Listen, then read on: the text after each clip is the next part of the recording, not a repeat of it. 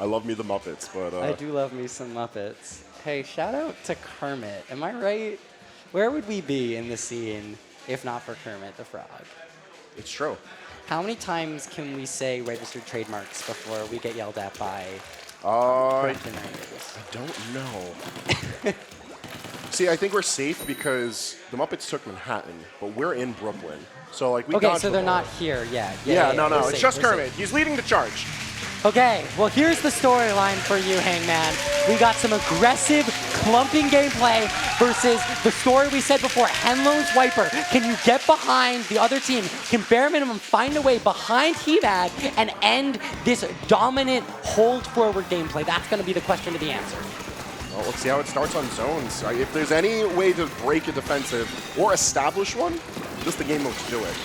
We saw plenty of that in the previous set. It's not Henlo moving around the right side, and it's going to get canceled by the Slosher there. Finding another Keen's going to go down now. A 3v1 situation, and the jump out will end it. So a delayed wipe effectively coming out, but a little bit of an overextension there means a 4v3 situation, and these are the small mistakes that are going to get punished from this point forward in the bracket. Yeah, you know, we put so much emphasis on being able to fight ahead of the zone. You can't dive that deep, not without your team, not without a game plan.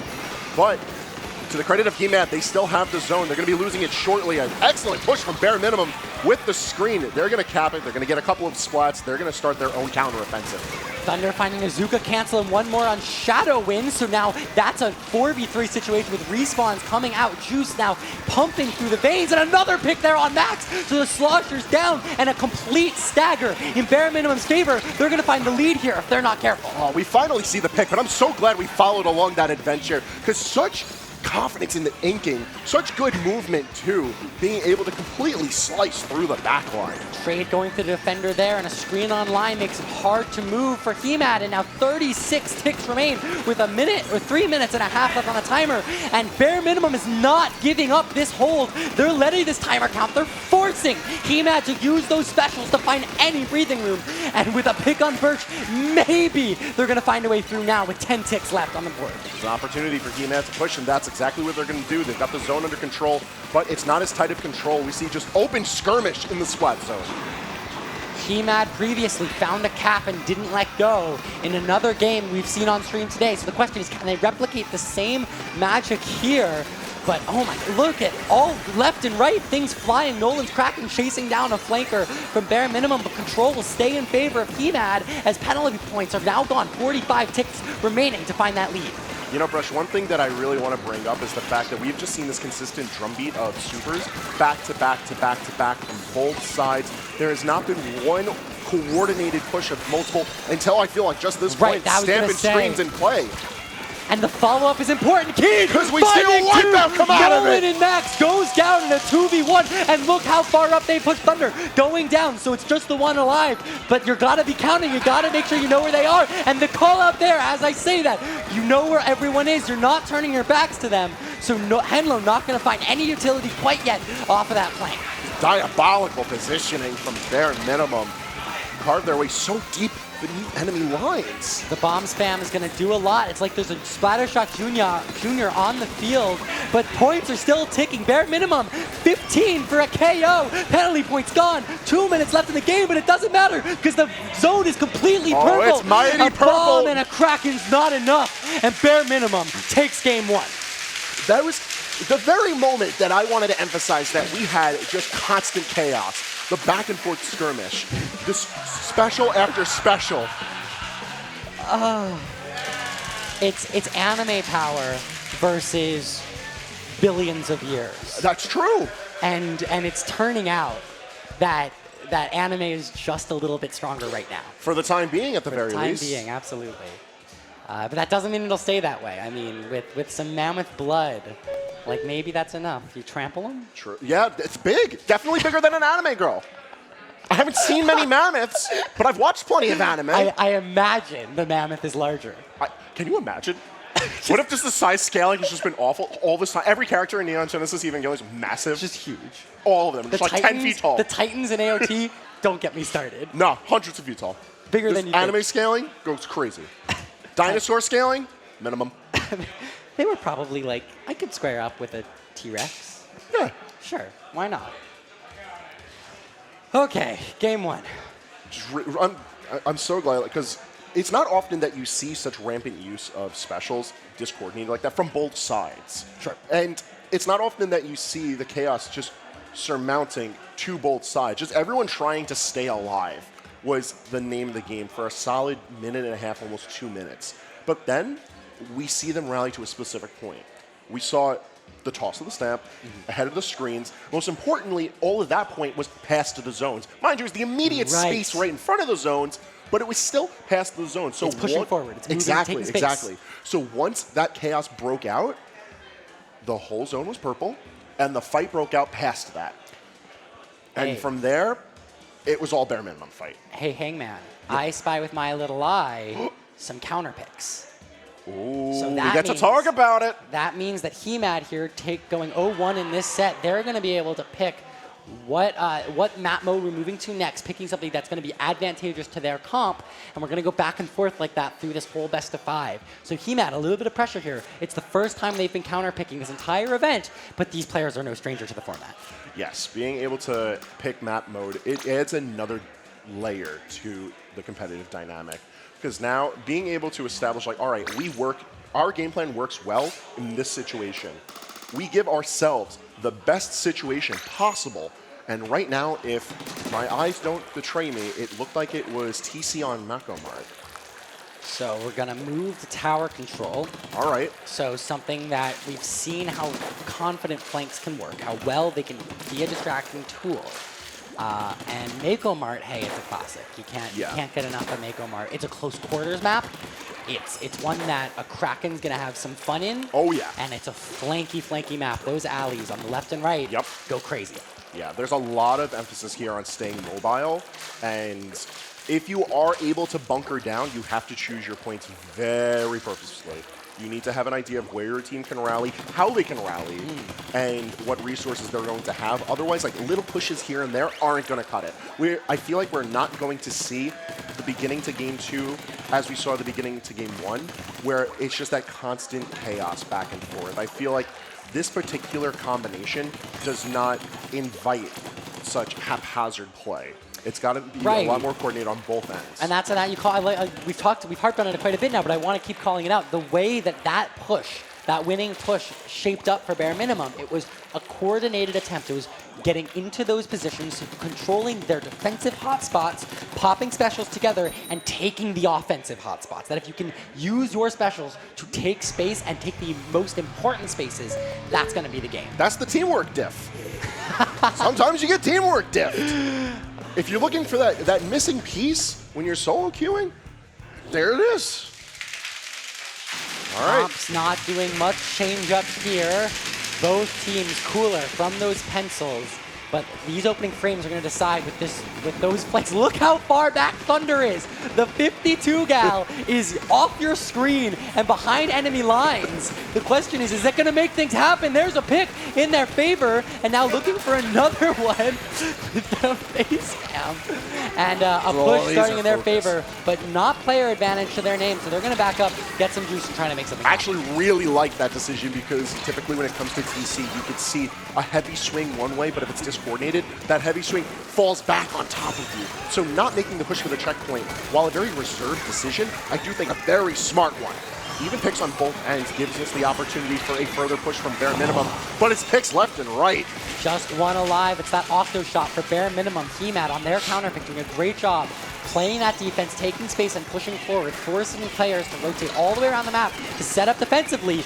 But look at how much HEMAD is struggling to set up bare minimum, doing a great job controlling space, using their specials and slowing down this offensive.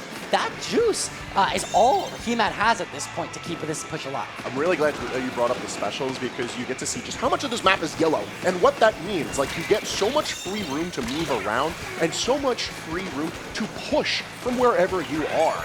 And I feel like that's what's making the difference on bare minimum, making a meaningful counteroffensive. Because yeah, there's plenty of picks. We're seeing some right now, but it's not really mattering.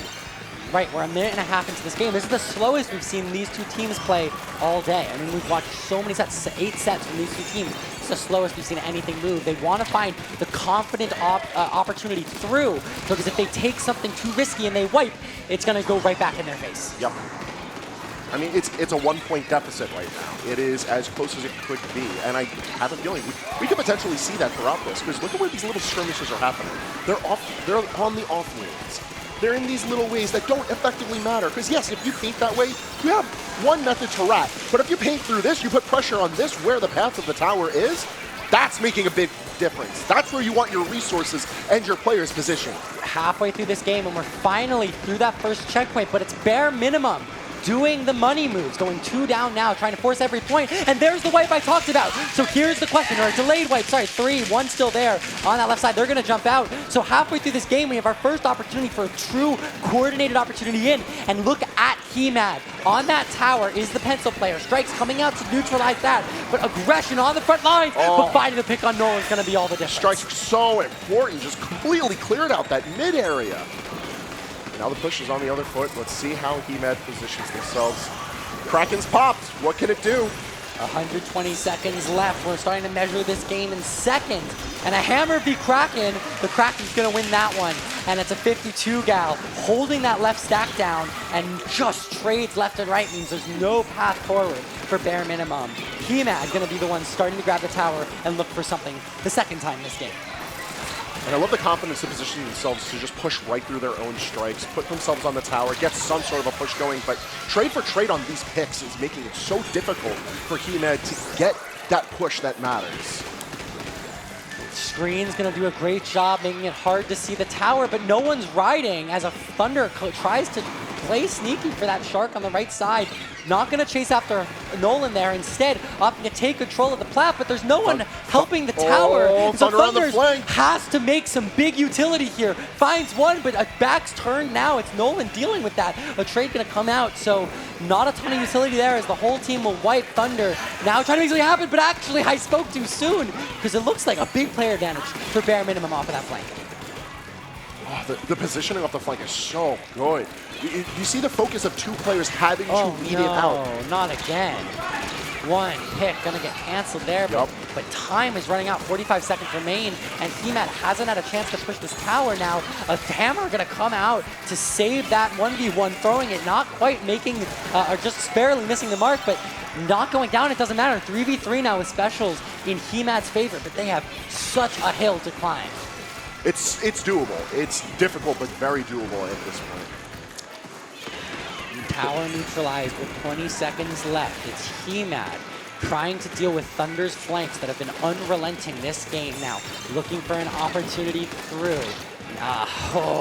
Getting called out there below is the 52 gal, or 96, sorry, as tower. No one's able to really take control. 5 seconds left.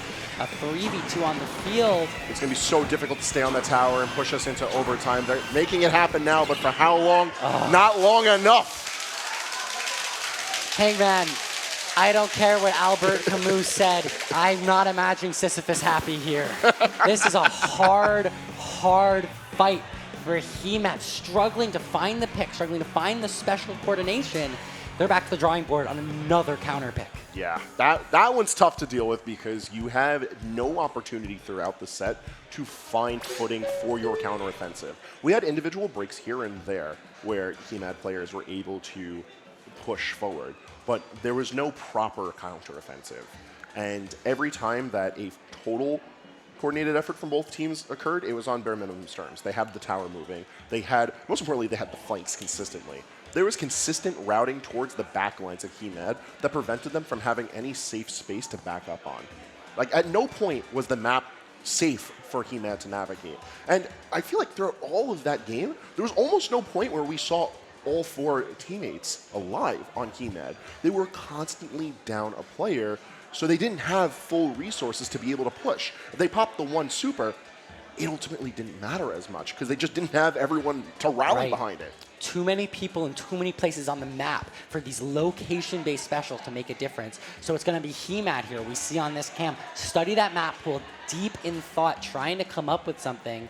Nothing's moving. It's just team conversation. It's just strategizing now. I mean, I think they wish they had a whiteboard in front of them at this point to really do the pros and cons as the timer ticks. They need to come up with something soon. Yeah, there's a lot of factors to take into consideration once you pick your map mode here, because losing on your counter pick never feels good. No. It really doesn't matter what level of play, what stage of the tournament. Like, it's never a good vibe. but you still have to figure out what works for your team and lean into it. So not able to find a strong enough lockout on splat zones, on tower control, struggling to find a path through the first checkpoint, not able to find the start of a snowball. They're able to pick anything they want here, by my understanding of the counter pick rules. The question is, do they try again on tower control, or they move into something like Clam Blitz or Rainmaker? So assuming that they are able to pick any game mode here, I think Rainmaker would be better suited to HEMAD at this point in time, just because how they're finding themselves in disadvantageous situations. They at least could do something with one person breaking away. Or if they have two people, one person causing havoc and another one trying to push objective.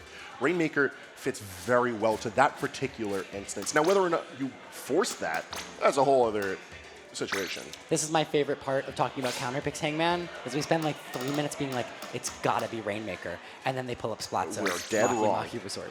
And honestly, it makes sense. It makes a lot of sense because you take into consideration, again, this is very traditional play. Right. Like, you just gotta rely on the bare basics, the bare minimum, if you will. But if you rely on your fundamentals, then everyone can just fall into place. And then if you get yourself in one standard situation, like something textbook studied and execute accordingly, that can make a big difference for HEMAD. They just need to show that they can do it. So going back to Splat Zones now, Mahi Resort, in my mind, a decently similar map shape or feel to Barnacle and Dime, but maybe that's just aesthetics talking.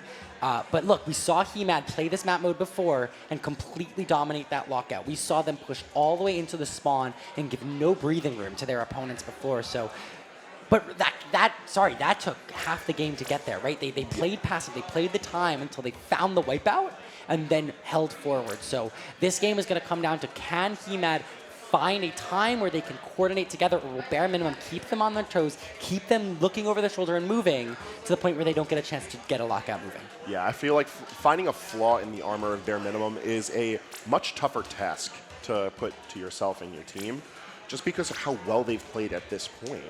And I feel like there's multiple layers. It's just not a matter of looking like, all right, they're really good at this one thing. We take apart this one thing, and victory finds a way. No, there's a lot of things that need to be addressed. And it could just be the standard play. It could be overwhelming aggression. You might be able to see a return to that we saw in earlier sets. But that's on HEMAD. The subway doors are going to mean that we're getting moving here into... Oh, just kidding. As our production tells us in our ears, not going to move forward here into this map mode. Though Mahi Resort Splat Zone still going to be the... Changing the pick. All right. I wonder if counter pick rules are different than we think. I wonder if you can't go back to any map played. Every mode first, exactly. Okay. Okay. So it's like, is this Splatoon's version of modified DSR? This is what they do on the official Nintendo events, but without turf war. Oh. So that means that we do have to go to Clam Blitz or Rainmaker before we go back to zones potentially. Right. So that's interesting. My bet is still on Rainmaker then. Okay, so we're back. I'm forced to be less incorrect. I'm glad that we spent this time. I'm glad. It's feeling like what's the thing with the door and the goats and the cars? It's like we've eliminated half the options. Monty car something. Anyway, yes. I'm not a mathematician, but here we are. So back to the drawing board we go. Not the rule set I think any of us predicted here, but you got to read the rules. It's hard for Splatoon players sometimes. Reading is hard. But we're learning. We're learning. And Rainmaker or Clam Blitz forced to be played. And again, I do think it's going to be Rainmaker. The idea of being able to find footing in a more dynamic objective. Hey man, I'm so sorry. How wrong am I again? It's Clam Blitz Squirt. Hey, you know what? I got to hold that. So here's the thing. I think no one ever has been excited to pick Rainmaker, and it's for one reason. And it's that you don't want to deal with the cheese. We're all scarred from years of Splatoon 2 trauma of someone forgets to guard the Rainmaker, and all of a sudden the game's over. Let's put credit where it's due. There's some Splatoon 3 players who started with the game and are still traumatized. Okay, fine. Let's not be exclusionary here. Everyone's allowed to be mad at the Rainmaker. Let me try again. We are all traumatized. We all have deep-rooted trauma over the Rainmaker being stolen by our goals and the game ending far too soon. I'm just saying, Rainmaker's advocate, just as easily as you could lose in 30 seconds, you can win in 30 seconds. So, hey, but it's going to be Clam Blitz Scorch Gorge all right. first. And then at that point, they have no choice but to go to Rainmaker. But He-Man has to win. Yes. We don't want to see, that's the qualifying aspect of that. We can't see a 3-0 here if we want to see some Rainmaker action. Brush, with all this being said, I do feel like Clam Blitz is not the worst situation for He-Man to be in. And kind of in the same breath as what I was going to establish with if we were going into a Rainmaker map. Okay. It's a very dynamic objective. There's a lot of ways to figure your way to win here. There's a lot of ways to dunk a super clan, a power clan. Exactly. Yeah. Like, you can coordinate someone as a designated point to get to the net and everyone jump to them. You can have someone shark away and just make it happen. They could just make a play out of thin air. You can keep consistent pressure and have it just be the slow burn and just win off the 1-2 plays. Or we get the back and forth. We get the brutality that Clam Blitz is infamous for sometimes. You sit at the dreaded 80 and you wait and hope for the best. Neither of these teams have been known to play a stally passive game. Even that tower control, though slower, I mean, was back and forth and back and forth. So Scorch Gorge being one of those maps that once you get that basket open, you're going to be able to keep some momentum moving. But it's very difficult to get a safe pop on that basket. You got to burn a lot of resources to keep moving. He-Man hoping to find their synergy once again and beat bare minimum's maybe rough and tough playstyle. Yeah, I think another aspect to consider here is any of the bonus points that you need to break away from. We can't just see like a break of the net, a break of the net, a break of the net, constant rewashing, because it's just going to end up being a waste of resources. If you get limited opportunities to push with your team and fight at the net, you have to make them count. Absolutely. So, and these teams are no stranger. I mean, obviously they know the basics. What happens though in these games is you get flustered, you get scared. There's so much going on, and you're like, "Hey guys, I'm moving," and you look behind you and no one's there to follow up, and all of a sudden you've given a free pity clam over. So the comms are a big part of that, and being able to stay aware and synergistic through the whole dang thing is the name of the game. Yeah, I think that you brought up a really good point, too. I think the aspect of having your team behind you when you make that push, you can break the net. Like, you can have the ability to score the clams, but you have to consistently worry about how bare minimum is breaking through your back line. We've seen constant flanking from them. It's been a nuisance to He-Man. They haven't figured out an answer to the flanking, and that could cause any standard game plan to crumble. If they can address that, we might see more of a back and forth. Will we see a complete reversal to He-Man's favor? I can't promise that. That's on them. There's 4 of them that can make that decision. There's just one of me. And boy, would our crowd be loud for that one. Oh, you know it. I love a back and forth game. I do love me a good reverse sweep. Bare minimum, I think less so, fans. I'm sure they'd love to see a 30 and a handshake. I'm sure they would love to just sit comfortably, give themselves an opportunity to breathe, get some food and water, let their minds go to not Splatoon for a moment while everyone fights for the right to fight them in grand finals. Regardless, these are teams that we very well could see back in grand finals. It's not unusual to see the winners finals rematch in grand. It's especially not unusual to see it flip and go the other way. Very true. You get the momentum from that loser's bracket. You're revisiting the same team. You say, we know all your secrets. And we just practiced a whole bunch. You're cold. You're not warm anymore. Watch this. Very true. Very true. Grand finals turning into a grudge match is something that we consistently see at LANs. And I wouldn't be surprised to see Gridlock just become another page in the chapter. Absolutely, absolutely. We have some delays, though. I'm not quite sure where we're headed, but we're trying to get this lobby up and moving. But I don't think anyone on He-Man, especially, but both these teams are necessarily upset with the downtime. A chance to breathe and let your adrenaline cool off, have your Apple Watch stop warning you. It's a good spot to be if you're anyone, truly. And HEMAD taking all the controllers down. No one's moving anymore. They don't want to move too much. Yeah, and honestly, it might be in their best interest to just sort of take that breather. Bare Minimum doesn't look too bothered. It doesn't seem like they're being iced out. They're still in good vibes, so they can let it rock. But HEMAD can take this opportunity to mentally reset, and it could be big. At the same time, any adrenaline that they've built up getting to this point, they could be the type of team that heats up, that needs that bit of a starter to really kick it into gear, and now they've lost that. So what I'm hearing is that everyone's unique, and there's no true universal facts. People are multi-dimensionally featured? No. Yo. That can't Big be brain true. brush. That can't be real. Big brain brush. That can't be true. When you say it like that, it just doesn't feel right. The people are just supposed to be funny words on the internet. Yeah. I'm supposed to close my eyes and not be bothered by them. I'm not allowed to be multifaceted. I have to handshake and hug them now? Big if true. Huge if true. I think we're finally going to move on here. I see check marks on the back side of this lobby, so Scorch, Clam Blitz not far away. HEMAD down 0-2 in this set to Bare Minimum. It's our winner's final set, so winner's going to move straight on to grands. Loser has a little bit more time ahead of them if they want to take home the gold. And for the folks at home who don't have the Start GG up, the lower bracket will be played on stream, so you're not missing any of the action. We're not waiting for anything to catch up. Right. There's plenty of Gridlock still on the docket for tonight. Actually, the joy of this is we get to follow a team all the way to grands at this point.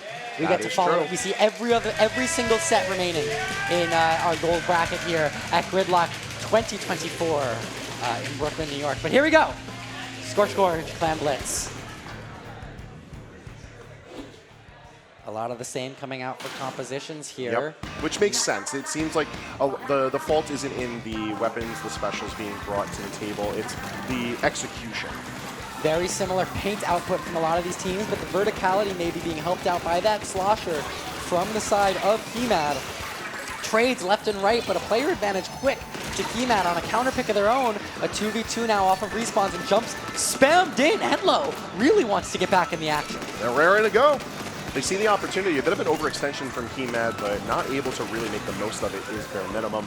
They have really good positions, though, just trying to rally themselves together. Is what I would say if they weren't all getting splatted. So 3 down, HEMAD looking for an opportunity, and bombs coming out off of the respawns. No ball quite yet, just 5 clams. There's one lying ahead, but they need a few more if they want to pop that basket. So it sucks when you get the wipe, when you get the opportunity in, and there's no clams to follow it up. So instead, you have to burn specials, find a way through, but with a screen online, you're not wanting to deal with that. You're backed up. And a good job stalling out that timer is Bare Minimum, but HEMAD not going down in the process, so great gameplay from both sides here. Yeah, it was a fantastic call, fantastic response. We saw the overwhelming supers over by the net, defended well by Bare Minimum, but at the same time, not a lot of splats on the board from HEMAD. They kept themselves together, but one by one they will fall apart. Clam control falling, but still no one able to put a proper offensive because everyone's going down. Hunty saying, come here, finding 2. There's a third, Henlo going down, so a 3v3 situation on the field, but more picks left and right. I can't keep up. I also find it very interesting how In Control, specifically in center stage, has just gone every which direction. And because of that, we've seen supers all over the place. Few concerted efforts, but... And look, it's the same thing we saw for Bare Minimum, but on the other side. HEMAD had that great push. They didn't have clams, though. It's poor timing, and Bare Minimum had the opposite story. They've got clams and more to spare. 53 points now on the scoreboard. 3 minutes left in this game. It looks like finally, with some drops back into mid, HEMAD's going to be able to force some breaks to come out. But a good first push there is 2 minutes and 40 seconds is what the scoreboard reads. A very strong start to putting points on the board. We got a pity clam, though, so a few more resources available to HEMAD to make that counter-offensive matter, but they have not been able to push past center stage. They're constantly fighting in their own net. They're fighting back well, but... Hello? 52 gal? Why give compliments? Why give compliments when you got players who can pop off like that? RNG is not your friend, but doesn't matter. Going 3 for 1 there is a great way to slow down He-Mad's momentum, and now it's bare minimum looking to make something happen. Though Hunty, once again, finding something through, finding 2, looking for the third, going to go down to Thunder's 52 gal, so trades back and forth from the Slayers. Though finally, it looks like He-Mad's going to be able to take some opportunity here with a pick of their own on Thunder. Juice online. They got a power clam. They got 15 clams. They're the ones moving forward. The absolute presence of the Tacticooler in center stage from both teams has made pushing past that center area a nightmare. Shadow choosing the jump rather than the death. A great call there, but it means you're not playing defense anymore, so Henlo's going to be able to open that basket, no problem, with Thunder's 52 gal punished there by 3 players around the corner. A little surprise treat, and so only a pity clam here, it looks like, will come out from that offense. Not a great basket pop for bare minimum. Oh, spoken too soon. We got a couple of clams in there. It's not a lot. I'll hang up my caster headset after this one. That really is how it goes, though. You 3 down, man, a wipe There's out. the delayed wipe. I should be hype, I just feel silly. Listen, sometimes the players hear you and they want to prove you wrong. So a basket break with 23 points, 2 more coming in, 2 clams left, and there's 1, and 1 more on the way. It's Birch coming through, a 4v2, taking winners finals 2-0. It's bare minimum going into grand finals at Gridlock 2024. Their gameplay, anything but just fantastic pressure. Time and time again, skirmish after skirmish. They proved that they belong in grand finals for tonight's elimination bracket. The hugs coming out from friends all around. What a great grand final set. What a way to end it. I